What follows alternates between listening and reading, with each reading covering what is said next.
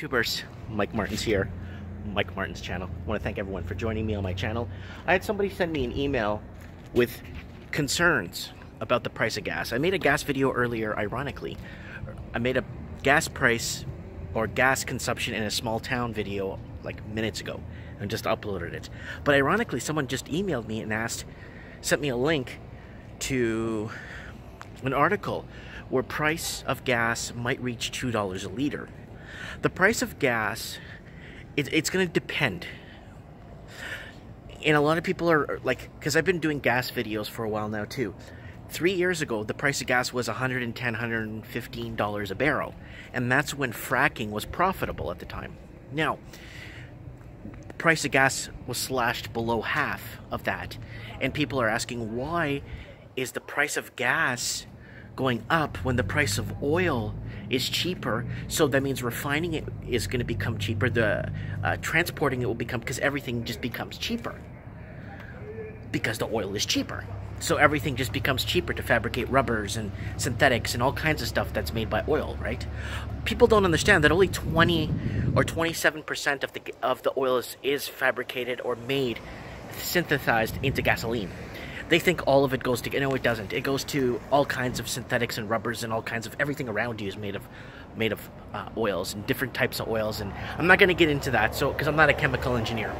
But what I want to say to you guys is, one, it's like 14 degrees and sunny outside, and I've had my door open here in the store. I'm going to open it up for like weeks straight. I have a lot of friends out east saying that the weather is just horrible out there, so I'm making this video to send some sunshine to you guys. And now let me get to my point.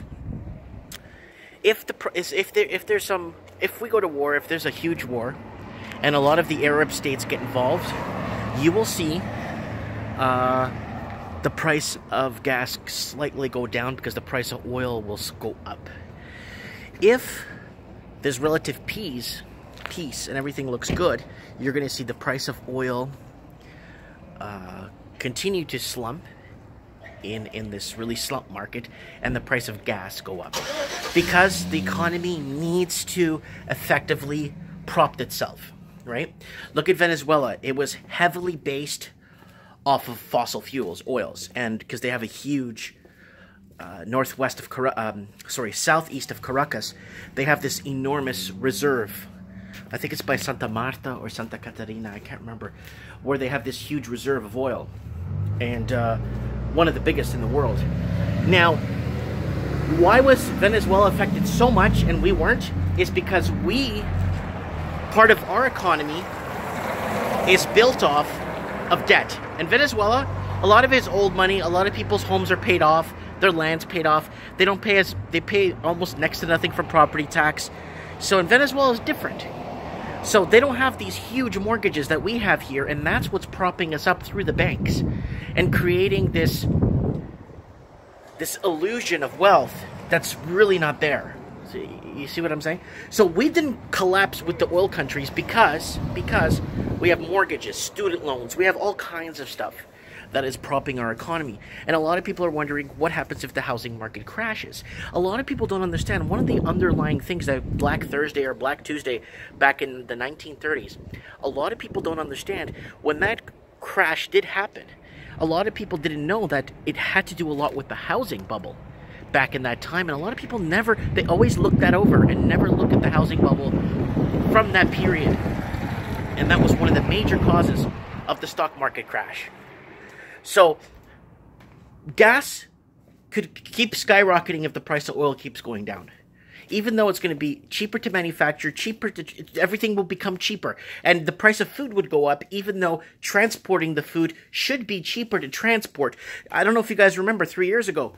It's $114, $120 a barrel, so price of gas needs to go up. It kept going up. But now that it went back to half, it didn't go back down. So, the price of food had to go up because transportation costs are more and fabrication costs are more, and producing factories and all for food and stuff, and slaughterhouses need to produce more CO2 emissions and this blah blah whatever, right? But it just keeps going up. So people don't understand the lateral effect. Gas needs to go, oil goes any further down or slumps and continues to slump, the price of gas needs to go up to offset the economy. That's all it is. You see, in Venezuela, I think they were paying 22 cents a liter or 12 cents a liter. It was a ridiculous price because it did not need to offset the price of gas because they were exporting so much oil. So that's you guys need to in Angola too. When I was in Angola, the price of gas I think was like 17 cents a liter US kwanzas. So it was a lot cheaper because they could offset the sale. But when the price of oil went down in Angola, what they did was they raised the price of the gas. So you get what I'm saying here. Let me know what you guys think in the comments below. You know, I'm just talking. We're just talking. And that's what I think is the problem. It's just my opinion. Let me know what you guys think in the comments below. Thanks for watching. $2 a liter. Are we going to see it this summer? For Canadians, I don't know what that is per gallon, but it's obviously a lot cheaper. A lot of people are fooling themselves going to Washington thinking the gas, it is cheaper. But if you were in North Carolina, or if you were in Mississippi, or if you were in Georgia, my God, the price of gas is so cheap down there. Parts of Texas, let me know in the comments below. Thanks for watching.